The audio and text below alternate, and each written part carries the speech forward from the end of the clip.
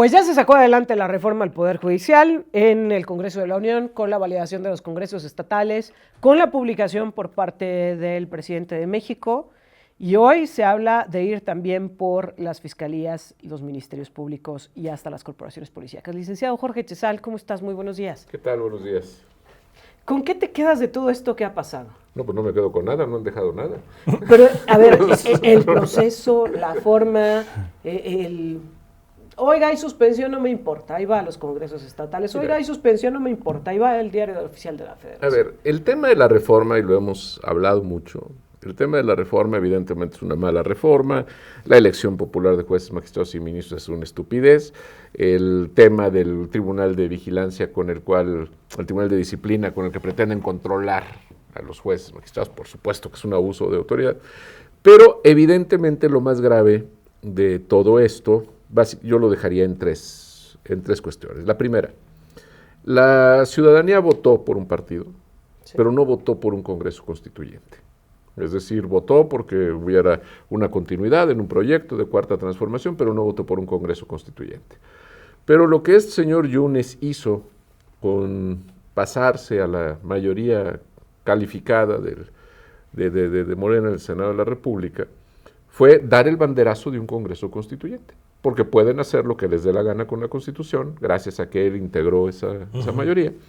Y entonces, pues ya prácticamente es como si hubieran convocado un Congreso Constituyente. O sea, le encontraron un caminito mucho más sencillo. Si Venustiano Carranza lo hubiera sabido, pues a lo mejor le hubiera costado menos trabajo hacer el Constituyente del 17, sí, claro, si sabía que había políticos baratos como Miguel Ángel Yunes para comprar, ¿no? En segundo lugar, otra cuestión importante es que hay un replanteamiento del Estado mexicano. Es decir, el hecho de que, por ejemplo, se esté señalando que el decreto de la reforma judicial solo se puede interpretar de manera textual y no se puede realizar otro tipo de interpretación, el hecho de mucho del contenido replantea al Estado mexicano como Estado. Tendríamos que estar teniendo esa discusión desde un punto de vista serio. Es decir, yo estoy de acuerdo que tú puedas pensar en un estado de bienestar donde digas vamos a regalar dinero, está bien, se vale, hay modelos de estado de bienestar, pero que la discusión fuera una discusión seria, que la discusión fuera hablando de las bases del nuevo Estado mexicano y no con un descontonero que llega y lo primero que hace es dar el golpe. Porque eso no se habló. No, claro, no, es que no se está hablando, pero lo que sí, vamos, lo que importaba más era dar el descontón y ganar la votación, que el contenido de la reforma. Pero más allá de eso, licenciado, los argumentos iba a decir discusión, pero es que no lo hubo, es defensa de esa idolatría que se tiene, de decir lo estoy haciendo porque él lo quiso, y ya saben quién, él lo quiso y nosotros queremos darle lo que él quiere. Incluso hubo un legislador de Morena, una legisladora de Morena que dijo, se lo vamos a dar como regalo de despedida al presidente. Antes de que se decir, vaya. Más que argumentar por qué el contenido valía la pena, es el regalo del presidente de despedida y se lo vamos a dar. Esa es la tercera vertiente. O sea, la segunda es esa de que tendríamos que tener una discusión desde el punto de vista, pero pues evidentemente las discusiones se dan con argumentos, no con descontones. La tercera es esa. La tercera es que realmente no importa nada. O sea, si no importa lo que ahí diga. Ahí podría decir que los jueces iban a ser los nacidos en día par de cada mes. Digo, da lo mismo. El chiste era cumplir el capricho al presidente. Y ojo, cumplir el capricho al presidente, porque no se quisieron esperar, por ejemplo, a que Claudia llegara al ejercicio del poder. No, tenía que ser a fuerza esta legislatura arrancando para que pudieran ser ellos los que se colgaran la medalla con López, para efecto de decir, nosotros aprobamos esto. Y lo mismo está pasando con las demás, va a pasar la de la Guardia Nacional. Desaparición de organismos autónomos. Desaparición de organismos autónomos, por supuesto, porque a fin de cuentas es de alguna manera el legado. Y ese legado que le está dejando a Claudia, pues es un país incendiado, es un país en conflicto, ahorita hay un tema que yo no sé qué va a pasar, ya está el acuerdo del Consejo de la Judicatura para que el lunes se reactiven los plazos en los juicios, sí, pero los jueces y magistrados dicen que ellos no van a regresar a trabajar. Que el paro se mantiene. Que el paro se mantiene, entonces yo no sé ahí qué va a suceder. Porque ya van a correr los tiempos, pero no a ver quién te atienda, ¿no? Y por otro lado, dando salida? Es muy interesante ver que ese acuerdo, esa circular que anda rodando por ahí, donde dicen este acuerdo del Consejo de la Judicatura, tiene 2 votos en contra, de Norma Piña y de una consejera, cuando se estableció el pacto, traía 5 votos a favor, lo cual quiere decir que al interior del Consejo de la Judicatura ya hay una ruptura, ¿no? Entonces, ¿qué es lo que viene? Pues viene lo que sea, con tal de agradar al que se va y de seguirle metiendo el pie a la que llega, ¿verdad? Ahora, en la contrapropuesta que presentaba Norma Piña, venía esta parte de atender el tema de las fiscalías, de las corporaciones policíacas, de los ministerios públicos, de la Defensoría de Oficio. Yo leí el documento y sin ser experta en temas legales, me quedó muy claro cómo lo había desglosado, cómo separaba una cosa de otra, porque decía, no es lo mismo esto, un juzgado familiar que uno penal, vamos dividiendo, vamos separando, y me quedó muy claro.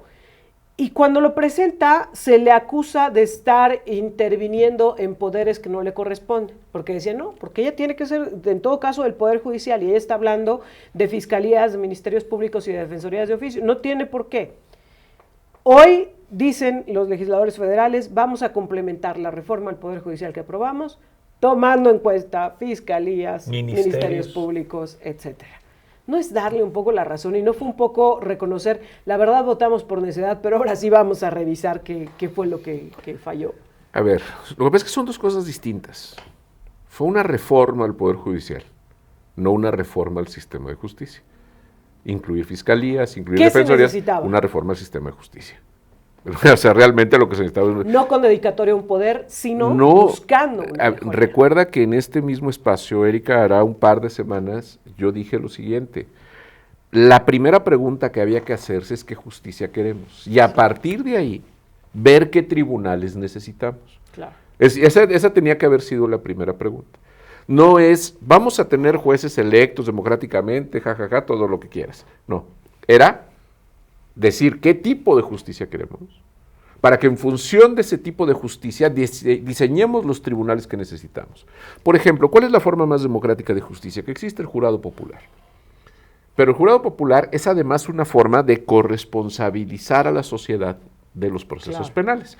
¿Qué es lo que sucede? ¿Qué es esto que vemos en Estados Unidos, ¿no? De que los ciudadanos forman parte de quien Pero no nada más en Estados Unidos, Erika. Resulta de que cuando el movimiento de la justicia, la renovación de la justicia en Latinoamérica, ha tenido 2 momentos. Este tema de la oralidad, de los juicios orales, en México lo agarramos en 2008 porque Felipe Calderón lo metió a la Constitución y hemos venido caminando en eso y ahora ya hay oralidad civil y oralidad laboral. Lo cierto es que la oralidad empezó en los 90s en otros países. A mí me tocó conocer el sistema de justicia oral en Costa Rica en 1996, cuando arrancó. ¿Qué es lo que sucede? Que después, mientras nosotros estamos acá con el tema de los juicios orales y todo eso, el juicio de jurados ya está en otros países. Sí, claro. Y la motivación del juicio de jurados en Argentina y en otros países, es porque el segundo paso de la gran reforma de la justicia es, primero, que salgas de expedientes secretos que nadie conoce más que el juez y que le pueden hacer lo que quieran y meterle hojas y quitarle hojas y que sean audiencias de cara abierto a la población en general. Ahora el siguiente paso es corresponsabilizar a la sociedad y entonces ahora hacemos el jurado popular. Eso es un camino de justicia democrática, claro. Es una forma porque tienes una idea de qué tipo de justicia quieres. Para que eso te resulte, tienes que eliminar delitos y tienes que eliminar litigios. ¿Por qué? Porque si no se te saturan. Sí, claro. Y entonces por eso se inventan los medios alternativos de solución de controversias, los acuerdos reparatorios, las posibilidades de los criterios de oportunidad para poder desfogar los tribunales, para que entonces tengas una justicia de calidad, democrática, tendiente a tener buenas sentencias en los casos que ameritan la pena. Pero ahora, viendo que van a entrarle esta reforma a los ministerios públicos y fiscalías, ¿va a ser la misma fórmula? ¿Que los elija el pueblo? Bueno, es que, fíjate, es más entendible, fíjate bien, Jonathan, es más entendible que se elija popularmente un fiscal que un juez. Porque el fiscal lo eligen los gobernadores. Por eso te digo, pero sería autónomos. Sí, sería más adecuado, sería más correcto la elección popular de un fiscal que la elección popular de un juez. ¿Por qué? Porque el fiscal no es imparcial. El fiscal va contra los delincuentes. Claro. Ese no es imparcial. Representa el interés, pues, de la sociedad. Representa el interés de la sociedad. Y el origen de las fiscalías, que es el Ministerio Público, es justamente representar el interés social. Y entonces ahí sí se vale que lo elijas Porque el popularmente. fiscal Ahora, general ¿ves de la que esto República realmente es el transite? presidente. ¿O se va a quedar en un, pues ya lo que aprobamos y ya se acabó la historia? No, yo creo que esto va a seguir. El problema es que no sabemos hacia dónde. ¿Sí? O sea, es decir, en el momento que esto empiece a colapsar, porque francamente yo no le veo a la señora Guadalupe Tadei y a la gente del INE los arrestos ni los tamaños como para poder diseñar una elección tan compleja. Sí, claro. Cuando esto empiece a colapsar, van a reformar. Y entonces esta transición del Poder Judicial va a tardar. ¿Cuánto tiempo? No sé. ¿Qué tan radical puede ser esta transformación? No sé. Simplemente porque no sé si a Claudia Sheinbaum le interesa deshacerse o no de la sombra del caudillo. Es lo que no sé. Uy, que ese es un gran tema en todas las aristas, económico. Así ¿Qué es. tema económico le van a ¿Cómo dejar se a lo Claudia dejó? Sheinbaum? Haz de cuenta de que estuviera una casa que le dicen, bueno, ya te la voy a desocupar para que te vengas a vivir, y está el señor López con un hacha rompiendo los muebles y tirando el agua. La tubería. Ni cómo llegar y decir, Así. es que los del pasado, pues el del pasado va a ser Andrés Manuel López Obrador. Ni más ni menos. Y, pues, ¿cómo echarle la culpa a Felipe Calderón? Pues si nunca le echaron la culpa a Peña Nieto, o sea, ya Claudia no va a poder decir Va a perder que es un vigencia. problema del pasado. ¿Por qué? Porque hay 12 años de distancia, ¿no? Licenciado Jorge Chizal, como siempre, muchas gracias por estar con nosotros. Al contrario. Y ya estaremos Gracias, platicando licenciado. la próxima semana. Vamos a la pausa, Jonathan.